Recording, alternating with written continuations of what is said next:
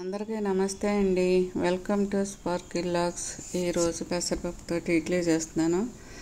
ఒక కప్పు పెసరపప్పు తీసుకొని ఒక 3 గంటలు నానబెట్టేసుకొని శుభ్రం కడిగేసి నీళ్ళని వంపేసుకొని ఒక మిక్సీ జార్లో వేసుకోవాలి.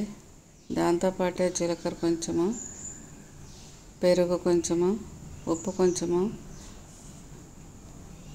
గ్రీన్ చిల్లీ వేసుకొని మిక్సీ పట్టుకోవాలి. ఆ పిండిలో సుజీ రవ్వ, క్యారెట్ తురుము, కొత్తిమీర, అల్లము, తినే సోడా కొంచెము వేయాలి. ఇడ్లీ ప్లేట్స్కి నెయ్యి రాసి పక్కన ఉంచుకొని ఈ విధంగా రెడీ చేసుకున్న పిండిలో క్యారెట్ తురుము, కొత్తిమీర ఇవన్నీ వేసినవి పిండిలో మొత్తం కలుపుకోవాలి. ఈ విధంగాను స్టాండ్స్ తీసుకొని ఇడ్లీ ప్లేట్స్ దానికి గీ రాసి దాంట్లో ఈ పిండి వేసుకోవాలి.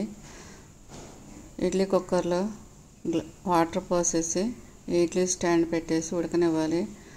ఇలా పెసరపప్పు ఇడ్లీ రెడీ. నా ఛానల్ లైక్ చేయండి.